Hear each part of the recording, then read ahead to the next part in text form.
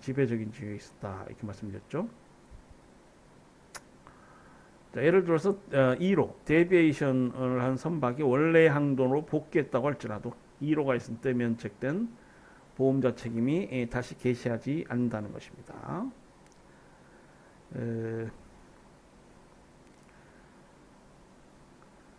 그리고 이제 이 원칙은 그렇고요. 쭉 어떤 구체적으로 그러니까 구체적 사정에 따라서 뭐 보험자에게 계약 해제권을 부여하거나 위험 변경 시점부터 보험자에게 면책을 하거나 또는 보험자 책임이 개시하지 않는다. 뭐 이런 식으로 위험 변경의 종류에 따라서 상이한 내용의 효과를 인정하고 있습니다.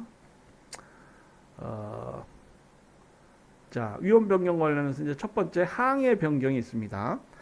항해 변경은 우리 교재 348페이지인데 항해 보험에서 항해는 보험계약에서 정한 발항항에서 도착항까지의 항해를 의미하기 때문에 이 항해의 변경, change of voice 원어로는 그렇게 되어 있습니다. 항해의 변경은 그 발항항 또는 도착항의 일방 또는 쌍방을 변경하는 것이다. 선박보험이든 저가보험이든 항해보험에서 보험자는 그 항해에 관한 사고로 인한 손해를 담보할 것이기 때문에 보험계약에서 정한 발항항 또는 도착항의 변경은 보험계약에서 정한 위험의 내용에 대한 중대한 변경을 초래한다. 이렇게 보겠습니다.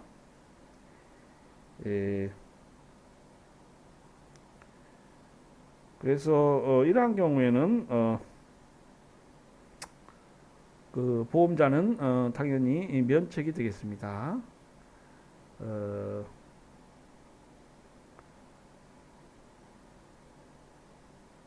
그러니까 이 해상보험법을 보면은 결국 이 항해의 변경은 아예 보험자 책임이 개시하지 않는다 이렇게 규정하고 있습니다. 그래서 뭐 면책을 결국 인정한다는 결과에서는 차이가 없고요. 지금 항해 개시 후 항해 변경뿐 아니라 발항항의 변경 또는 다른 목적항을 향한 발항도 광의 항해 변경 범위에 포함된다고 할 수 있겠습니다. 우리나라 상법도 뭐 비슷한 취지의 규정이 있습니다. 이 항해의 변경은 이제 뒤에 나오는 2로와 구별이 됩니다. 항해의 변경은 발항항 및 도착항의 일방 또는 쌍방을 변경하는 점에서 발항항 및 도착항은 그대로이고 변경되지 않고 일정한 항로만을 변경할 뿐인 2로와 구별된다.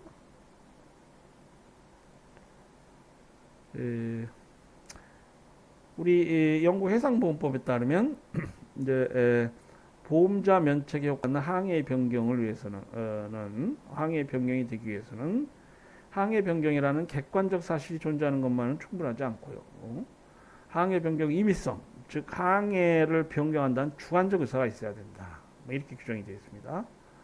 따라서 항해 변경의 발생 시점도 항해 변경 의사가 명확히 표시되는 시점이 됩니다.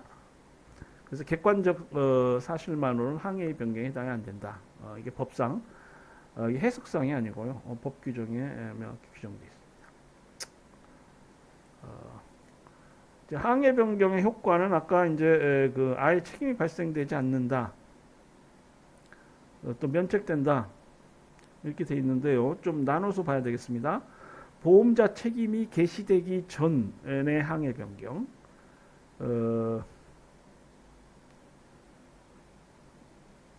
그래서 영국 해상보험법 보면 아까도 말씀드렸듯이 피보험자가 발항항을 변경한 경우에 보험자의 책임이 개시하지 않는다 이렇게 규정하고 있고,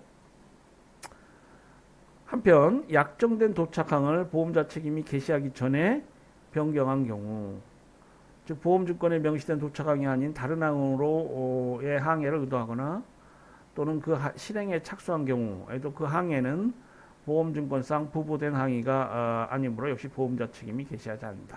이렇게 봐야 되겠습니다. 자, 보험자 책임이 개시된 후에 항해 변경. 그러니까 보험자 책임이 개시되기 전이라면 이 항해의 변경이 발생하면은 책임이 아예 개시되지 않습니다. 근데 일단 보험자 책임이 개시되면은 어떻게 됩니까? 예, 이로나 항해 지형의 경우와는 달리 항해 변경이 있은 경우에는 거기에 합리적 이유가 있는 경우에도 보험자가 책임을 지지 않는다 이렇게 되어 있고 항해 변경 시점부터 보험자는 면책된다 이렇게 되어 있습니다. 예, 그래서 보통 이 영국 해상법상 항해 변경이라고 하면은 이 협의의 항해 변경, 그러니까 보험자의 책임이 개시된 후의 항해 변경이 되겠습니다. 예, 보험자 책임이 개시된 후 항해 변경이 있으면 항해 변경 시점부터 보험자는 면책되고요. 그 항해 변경, 목적항이나 발항항 중 하나 또는 둘 모두를 변경하는 데 있어서 무슨 합리적인 이유가 있다. 뭐 이런 거 상관없이 보험자는 면책된다. 되겠습니다. 물론 해상보험 당사자인 보험자와 피보험자 간의 항해의 변경에 관해서 합의할 수 있겠습니다. 예, 그래서 옆에 적과역관을 보면은 이 보험 후 개시 후 목적자가 피보험자에 의하여 변경되는 경우에는 보험자에게 지체 없이 통지할 것을 조건으로 추후에 합의되는 보험료 및 조건에 의하여 계속하여 부과된다. 이렇게 규정하고 있습니다. 예, 그래서 합의를 통해서 이 조항이 적용될 수 있겠습니다. 그러니까 이러한 합의를 하게 되면 항해 변경을 원칙으로 이제 허용하는 게 되고요. 피보험자는 항해를 변경하면 이를 지체 없이 보험자에게 통지해야 됩니다. 그리고 보험료 인상 및 필요한 추가 조건을 정하는 문제에 관해서 합의해야 됩니다.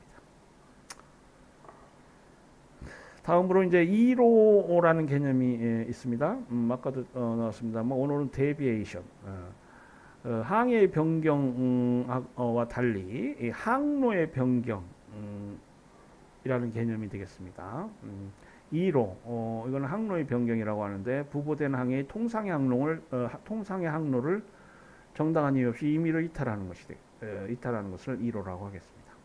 일반적으로 해상보험의 보험자는 항해가 예정된 항로를 따라 이루어진다는 전제하에 위험을 측정하고 보험계약을 체결하죠.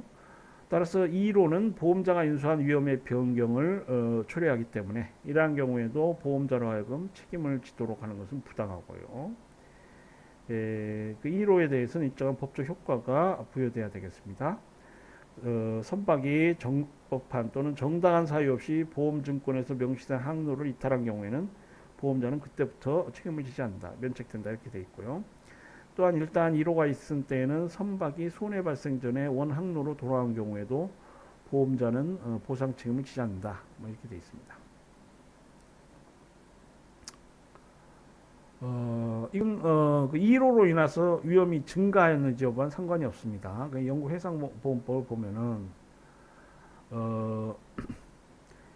1호에서 위험이 증가했는지 여부에 상관없이 또한 부보되는 위험 발생과 1호 간의 인과관계가 전혀 없는 경우에도 보험자는 면책되도록 하고 있다. 그러니까 이게 이제 사법상의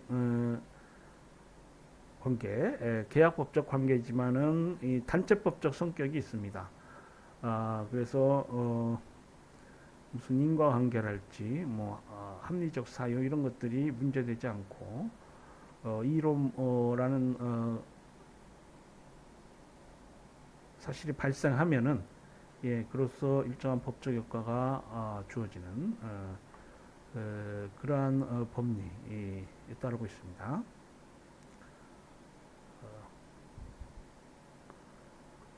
다만 이제 2로가 뭐 적법한 사유로 인한 때는 보험자는 보상 책임을 면하지 못한다 이렇게 되어 있습니다. 여러분 혹시 무슨 고속버스 타고 여행을 하시다거나 그러면은 뭐 디투어라고 딱 표시판이 있고요.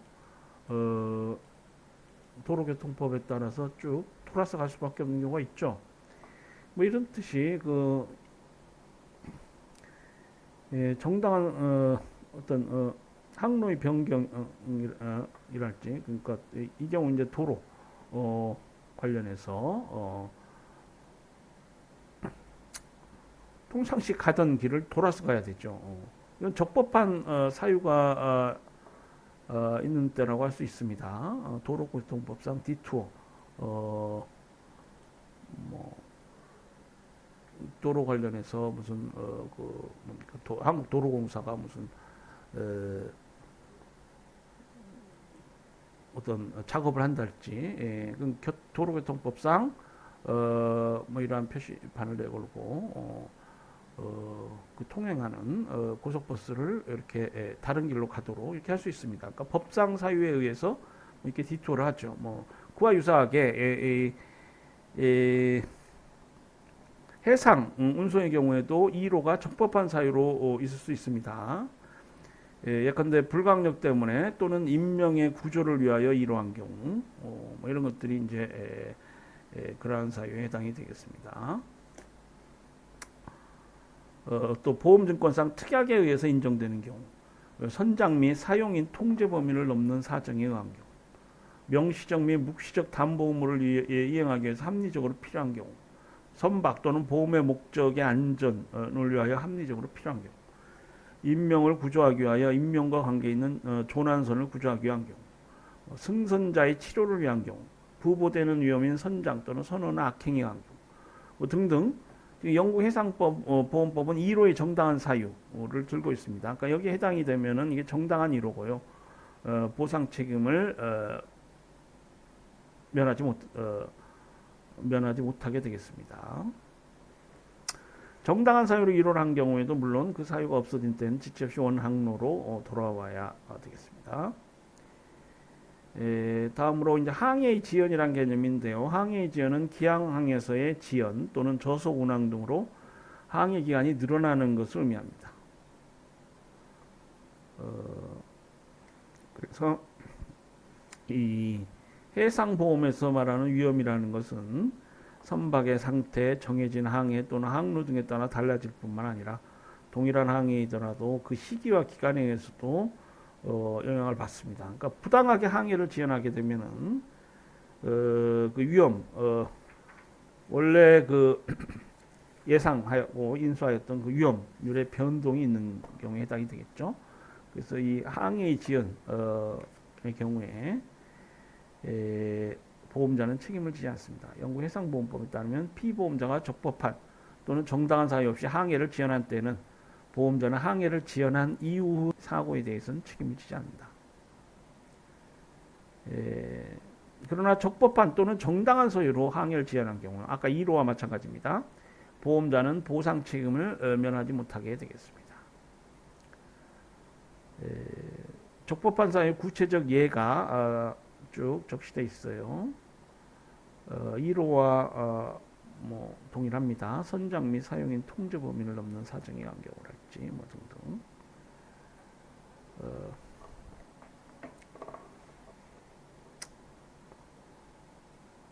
그리고 이제 항해 지연 관련해서 영국 해상보험법은 부보되는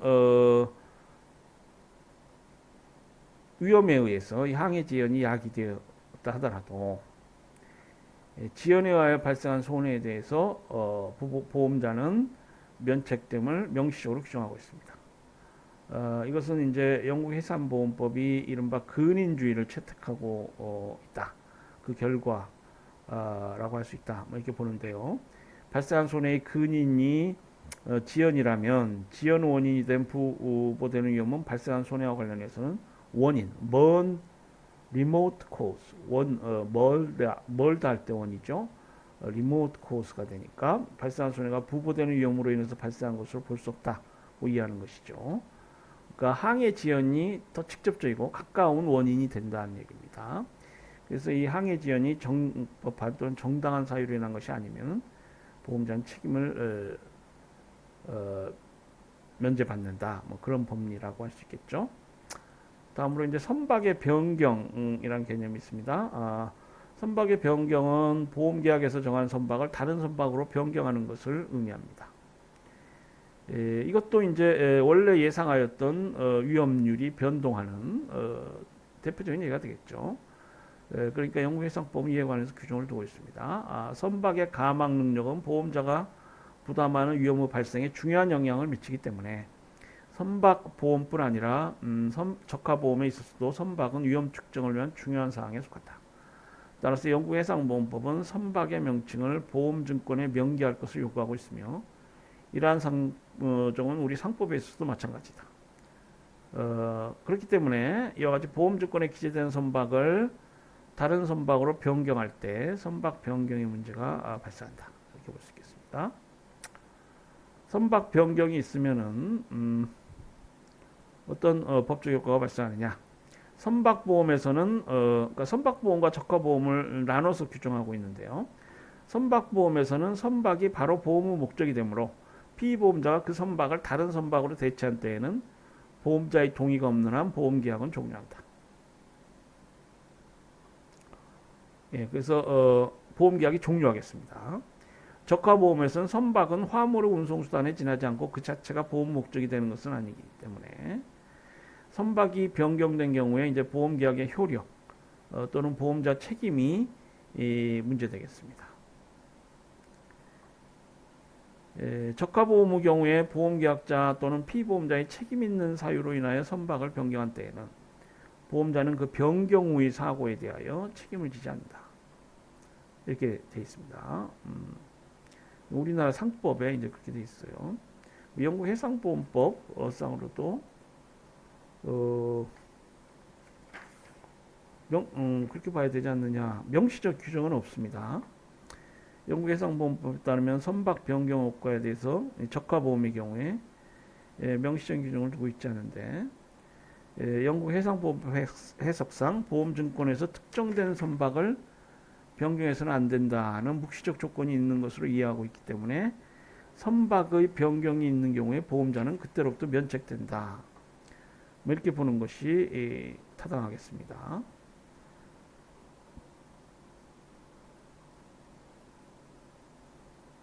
근데 이제 선박의 변경, 적화보험의 경우 선박의 변경이 보험계약자 또는 피보험자의 책임 없는 사유로 인한 경우가 있을 수 있겠어요.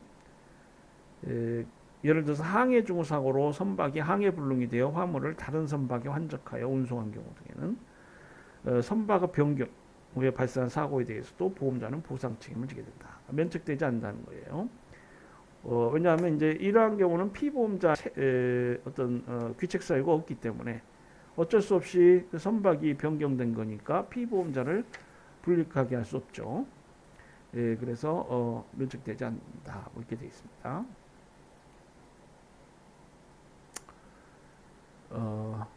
자, 그래서 우리 쭉 그 해상위험 관련해서 간략히 봤습니다.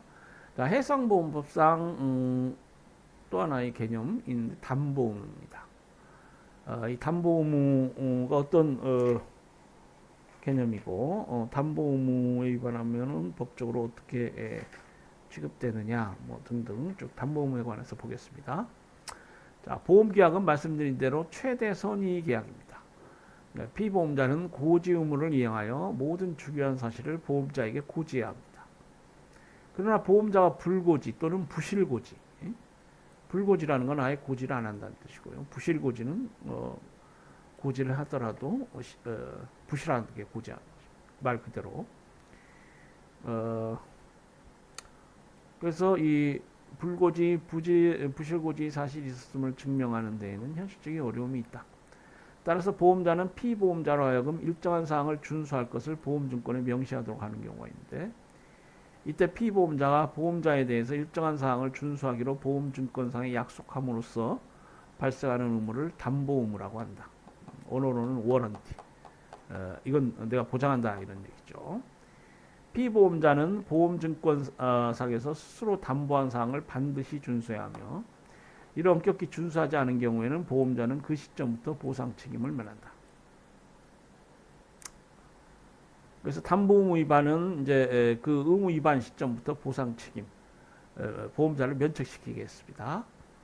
영국 해상보험법은 담보의무를 피보험자가 어떤 특정한 일이 행하여지거나 행하여지지 않을 것 또는 어떤 조건이 충족될 것을 약속하거나 또는 특정한 사실 상태의 존재를 긍정하거나 부정하는 내용의 확약담보 의무로서 정의하고 있다. Promissory Warranty. 확약담보 의무로 정의하고 있습니다. 자, 담보 의무는 그 보험에서 인수한 위험의 발생과 관련하여 그 의무의 내용의 중요성과 상관없이 엄격히 충족되거나 준수되어야 하는 조건이다. 일정한 사항을 담보하면은 그것이 중요하냐 아니냐 상관없이 그 사실은 이제 그 확실하게 약속이 된 겁니다. 그래서 이제 영미계약법상 컨디션 조건이 되는 겁니다. 따라서 이 조건이 엄격히 충족되거나 준수되지 않으면 담보의무 위반이 되며 담보의무 위반이 있으면 보험증권에서 달리 정하고 있지 않는 한 보험자는 담보의무 위반의 순간부터 보상 책임을 면한다. 일단 담보의무 위반이 있을 때는 그 후에 위반 상태가 치유되어 담보의무를 충족하는 상태로 된다고 할지라도 보험자가 면책되는 사실에는 변함이 없다. 다만 사정의 변경으로 더 이상 그 담보의무가 적용될 수 없게 된 경우, 담보의무의 충족이 그의 법률에 의하여 위법으로 된 경우, 또는 보험자가 스스로 담보의무 위반의 이익을 포기하는 경우 등은 보험자는 담보의무 위반의 사실에도 불구하고 면책되지 않는다. 이렇게 되어 있고요. 담보의무의 종류에는 명시적 담보의무, 익스프레스 워런티가 있고요. 묵시적 담보의무, 임플라이드 워런티가 있습니다.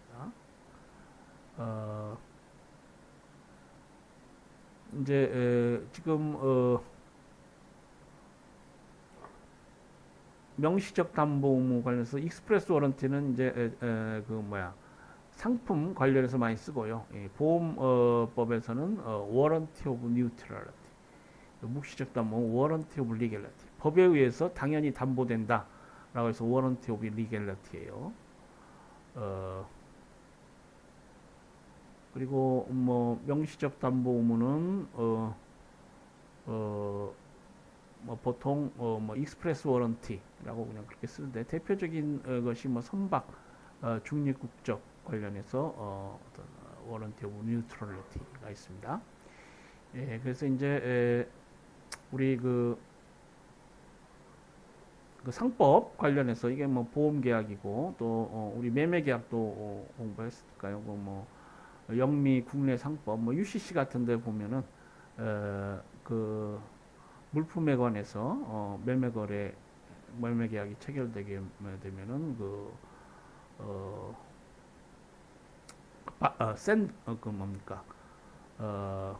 셀러 매도인은 명시적 익스프레스 워런티, 또 묵시적 임플라이드 워런티 담보의무가 있다. 뭐 이렇게 되어 있습니다. 그와 유사한 개념이다.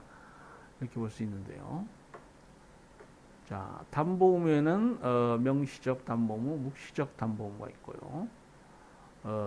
묵시적 담보의무는 보험증권에 그 내용이 명시되어 있지 않지만 당연히 인정되는 담보의무를 의미합니다. 이제 명시적 담보의무는 보험증권에 그 내용이 명시되는 담보의무고 담보할 의사가 추정되는 한 그 기재 형식을 묻지 않으며 말 그대로 내가 이걸 담보하겠다. 명시적으로 확약하는 거예요. 묵시적 담보의무와 충돌하지 않는 한 묵시적 담보의무를 배제하지도 않는다. 그러니까 명시적 담보의무, 내가 이러한 사항을 확약하겠다. 그 확약하지 않은 그러한 사항에 대해서는 담보의무가 없느냐, 뭐 그런 것도 아니에요. 묵시적 담보의무와 충돌한다면 모를까, 충돌하지 않는 한 양립 가능하면 그 사항도 담보하는 것이 됩니다. 아까 말씀드렸지만 명시적 담보의무 예로서는 선박이 중립국적을 가질 것에 대한 담보의무, 워런티 오브 뉴트럴리티 있습니다. 보험의 목적이 안전할 것, 워런티 오브 굿 세이프티. 출항 시기, 워런티 에즈 투 타임 오브 세일링. 출항 시 언제까지 꼭 출항하겠다. 명시적으로 확약할 수 있습니다. 그러면 그에 관해서 담보하는 것입니다. 뭐 등등. 이제 묵시적 담보의무는 보험증권에 그 내용이 명시되어 있지 않지만 당연히 인정되는 담보의무가 되겠는데요. 가망 능력에 관한 묵시적 담보의무가 대표적이고요. 뭐 아까 나왔습니다만 적법서에 관한 묵시적 담보의무가 또 대표적인 묵시적 담보의무 예가 되겠습니다. 그러니까 말씀드린 대로 지금 모든 이 해상 운송 관련해서 불법한 것이 없다. 이런 건 당연히 담보되는 묵시적 담보의무라는 것이죠. 자, 가망 능력에 관한 묵시적 담보 가 이제 규정되어 있습니다. 영국 해상보험법에 따르면 이 가망 능력이라는 게 매우 중요해요. 영국 해상보험법은 항해보험에 있어서 항해를 개시할 때 선박이 가망 능력, seaworthiness, 가망 능력을 갖추고 있어야 한다. 묵시적 담보 의무가 있다고 규정하고 있다. 이때 주의할 것은 가망 능력에 관한 묵시적 담보 의무는 항해보험에서뿐만 아니라 항해보험에서만 인정될 뿐이고 기관보험에서는 원칙적으로 인정되지 않는다. 항해보험의 경우에는 보험이 개시할 당시에 선박 소유자가 그 선박의 상태를 통제하거나 지배할 수 있음에 반해서 기관보험의 경우에는 보험이 개시할 당시 선박이 항해 중에 있는 등의 사유로 선박 소유자가 그 선박의 상태를 통제하거나 지배할 수 없는 때가 많기 때문이다. 그래서 이제 이 기관보험의 경우에는 이 가망 능력에 대한 묵시적 담보 의무를 보통 인정하지 않습니다. 이 가망 능력은 절대적으로 충족되어야 하는 담보 의무이기 때문에 피보험자가 모든 노력을 다했어도 가망 능력이 없는 사실을 발견할 수 없었다든가 하는 등의 사유로도 가망 능력 담보 의무 위반이 면책되지는 않는다. 그러니까 이건 가망 능력이라는 건 매우 중요한 것입니다. 도대체 배가 그 항해를 애초에 견딜 수 없으면은 이거는 상당히 문제죠. 그러니까 절대적으로 충족돼야 되는 조건이고 어떤 자신이 모든 죽임을 다했다 이런 항변이 법상 인정되지 않는다는 것입니다. 또한 피보험자가 가망 능력 없는 사실을 알지 못했다고 할지라도 나중에 사고가 나고 전문적으로 조사해 봤더니 이 선박 자체가 애초에 가망 능력이 없는 선박이다. 이렇게 되면은 가망 능력 담보 의무 위반이 되겠습니다. 그런 경우가 왕왕 있죠. 우리나라 상법도 선박 또는 운임보험의 경우에 선박의 불가망, 즉 발항 당시 안전하게 항해를 하는데 필요한 준비를 하지 않거나 말 그대로 이 가망 능력할 때 가망이고 이거 아니 불자 가망 능력이 없다는 것입니다. 불가망. 필요한 서류를 비치하지 않음으로 인하여 생긴 손해에 대하여 보험자가 면책됨을 규정하고 있다. 우리나라 상법도 이에 관련한 조항이 있습니다. 자, 관련 판례 볼까요? 1986년도 판례입니다. 상법 제706조 1호, 제1호는 선박 또는 운임을 보험에 붙인 경우 보험자의 면책 규정으로서 적하를 보험에 붙인 경우에는 적용되지 않는다. 자, 보험계약에는 선박이 목적물인 선박보험이 있고 운임이 목적물인 운임보험이 있고 그렇습니다. 적하, 그러니까 선적될 화물을 보험의 목적물로 한 보험의 경우에는 상법 제706조 1호 면책 규정이 적용되지 않는다. 이런 판례입니다. 그래서 이제 실제 그 거래계에서 이러한 분규 다툼들이 있습니다. 1995년도 비교적 최근 판례입니다. 최근 판례 보면은 어선 보통 공제약관. 공제계약은 지난 시간에 설명드렸죠. 같이 여러 사람들이 모여서 뭘 구제한다 이런 뜻입니다. 그러니까 십시일반 해가지고 사고가 나면은 구제하는 것이니까 보험과 동일한 개념이다. 이렇게 볼 수 있겠어요. 어선 관련한 보통 공제약관, 약관입니다. 계약을 체결하고 약관에 따라서 계약을 체결하겠죠. 약관에 보면은 공제 목적인 어선이 발항 당시 통상의 해상 위험을 사실상 감내할 수 있을 정도로 적합한 상태에 있을 걸 조건으로 하여 공제 계약의 청약을 승낙하여 보상 책임을 부담합니다. 라고 규정하고 있는 경우 공제의 목적인 어선이 발항 당시 통상의 해상 위험을 사실상 감내할 수 있을 정도로 적합한 상태란 공제의 목적물인 선박이 발항 당시 통상의 해상 위험을 사실상 감내할 수 있는 정도의 가망 능력을 갖추고 있는 상태를 뜻하고 이 약관 조항의 의미가 가망 능력, 우리 상법상 가망 능력과 동일한 개념이라는 것입니다. 이러한 가망 능력은 언제나 선체나 기관 등 선박 시설이 당해 항해에 있어서 통상의 해상 위험을 감내할 수 있는 능력, 우리가 이것을 물적 가망 능력이라고 합니다. 문적 가망 능력을 구비함과 동시에 그 선박에 승선하고 있는 선원의 기량과 수에 있어서도 알맞은 필요한 서론이 준비되어 있어야죠. 그 기술이 또 있어야 됩니다. 그 항해에 있어서 통상의 해상 위험을 감내할 수 있을 정도의 상태. 이것을 우리가 인적 감학 능력이라고 합니다. 인적. 아까는 이제 물적. 인적 감학 능력이 있어야만 완전히 갖춰진다고 보는 것이 위 약관의 문헌과 상법체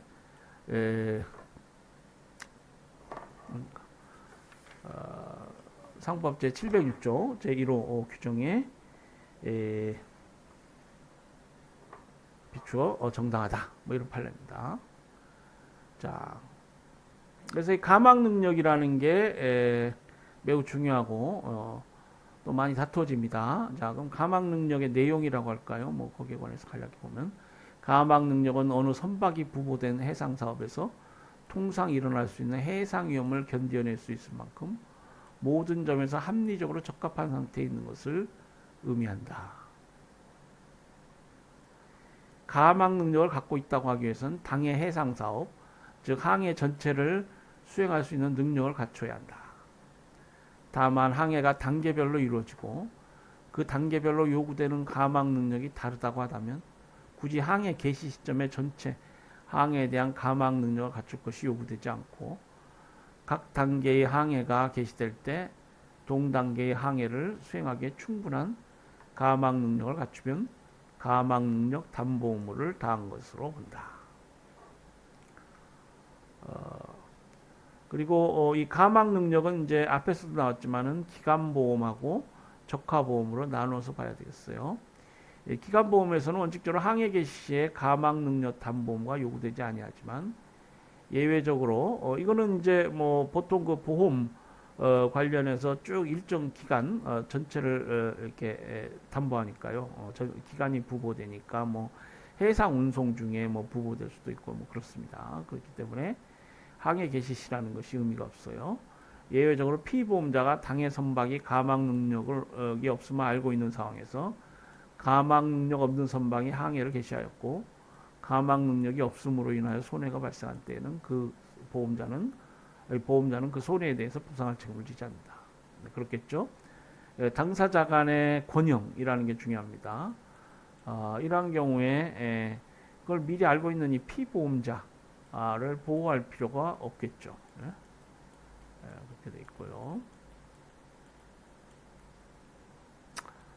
이 적하보험, 권형이라는 건 우리가 우리 법을 공부하는 사람들, 뭐 법관, 뭐 법률가들은 항상 이렇게 형이라는 건 뭡니까? 저울, 잘 이렇게 양자의 그 권리 의무 관계를 잘 저울질해야 돼요. 뭐 한 사람에게